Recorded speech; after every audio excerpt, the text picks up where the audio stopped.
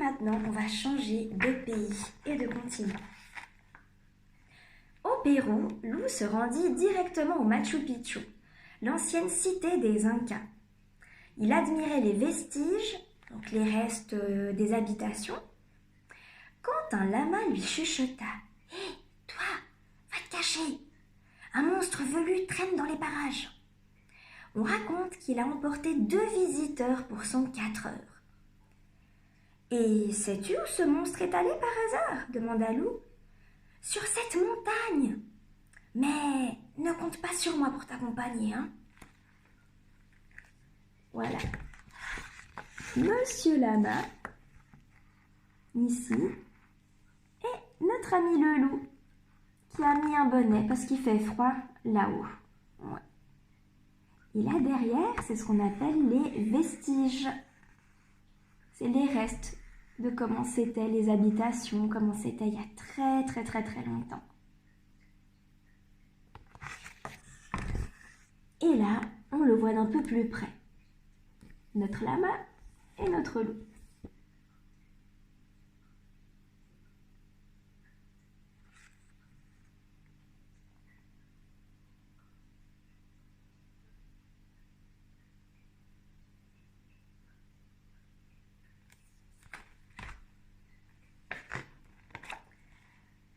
En pestant, Lou grimpa le millier de marches qui menaient au sommet. Il commençait à en avoir assez. Monstre ou pas, il allait rattraper le Yéti. Il avait promis à Titi. C'est qui Titi? Tu te rappelles? Oui, c'est Demoiselle Yéti. Il lui a donné un petit surnom. Yéti! Yétu! Mais Yéti! M'entends-tu? Cria Lou en arrivant en haut. Pour toute réponse, il trouva une flèche et ces mots gravés sur le sol. Denali, Alaska. Ah, mais ce Yéti se moque de moi, grommela Lou. Mais je ne renoncerai pas. Voilà, ici, on a donc notre loup qui continue à monter les marches. Il n'est pas fatigué, hein? Non, pas du tout, hein? Oh, ouh là là!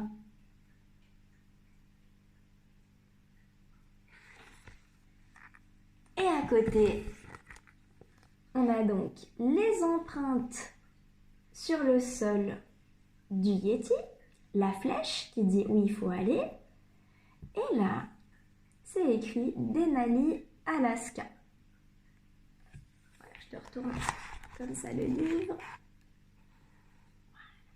Ça, tu reconnais aussi des lettres que tu connais.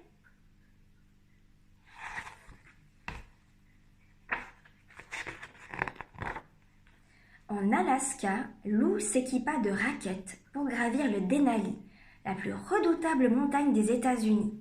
« Cette fois je te tiens, Yéti !» pensa-t-il en découvrant les empreintes qui s'éloignaient dans la forêt. Longtemps, Lou grimpa. Un vent violent se leva.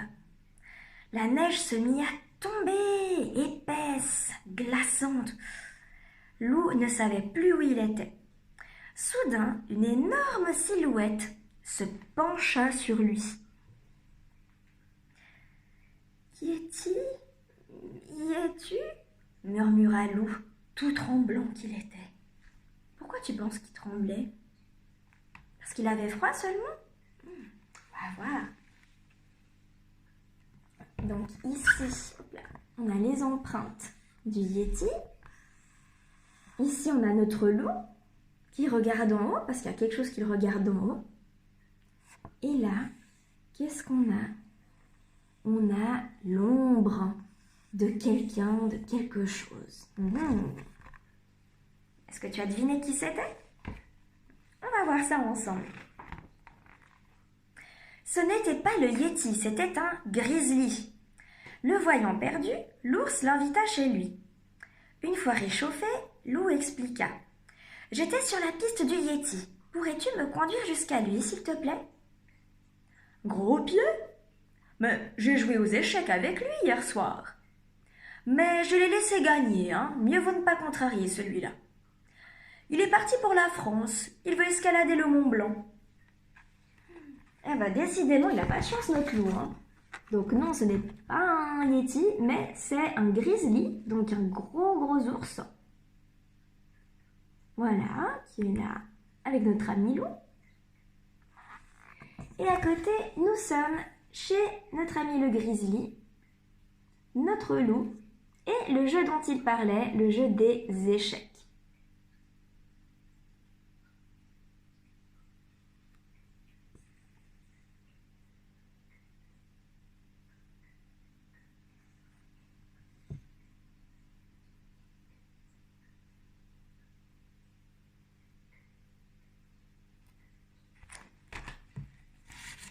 Donc maintenant, on va partir pour la France. Oui. C'est ainsi que Loup se retrouva dans les Alpes, au pied du Mont Blanc. Il faisait si beau qu'il ne résista pas à l'envie de skier. Sûr de lui, vlouf!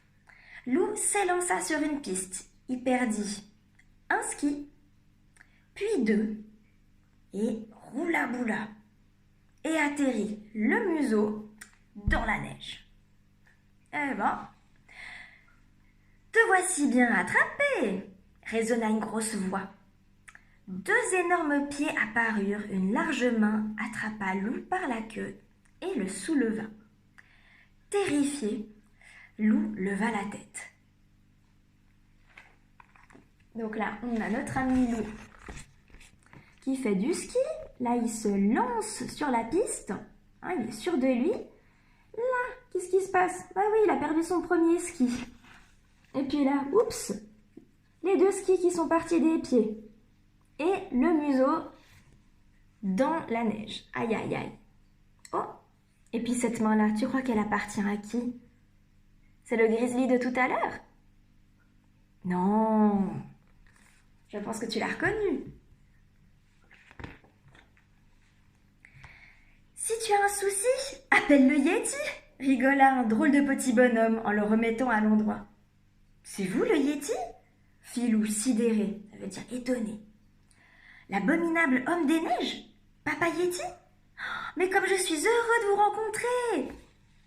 Amusé, le Yeti écouta Loup lui raconter ses aventures depuis l'Himalaya. Ainsi c'est toi qui me suivais. Mais dis-moi, n'as-tu jamais eu peur de moi? Bah non, je savais que le papa de Titi ne pouvait être que gentil, sourit Loup. On a donc le fameux Yeti qui est là. Est-ce qu'il est aussi grand que tu pensais? Ah, moi non plus, hein. Et nos deux nouveaux amis au coin du feu avec un lapin ou un lièvre qui est là, les petits oiseaux qui profitent de la chaleur du feu.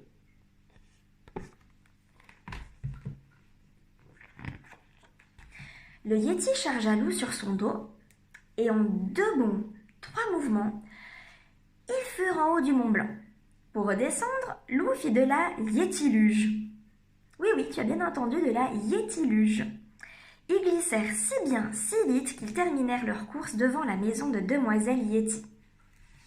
« Mon papa Yeti !» hurla-t-elle, folle de joie. « Mais où étais-tu ?»« J'escaladais les plus belles montagnes du monde, ma chérie, » répondit le Yeti. « Et c'était comment ?»« Fatigant, » souffla Loup en s'effondrant sur le canapé. Voilà, de la yétiluge. Donc si un jour tu rencontres un yéti, tu lui grimpes sur le dos et tu peux faire de la yétiluge. Et on est enfin chez Demoiselle Yeti, ou bien Titi aussi. Et regarde, c'est qui est le plus grand des deux là, entre la fille et le papa? Ah bah c'est rigolo, hein. Et notre Loup, qui lui est épuisé de son voyage. Alors là, il va faire une bonne sieste, hein. Et voilà, c'était la fin de notre histoire.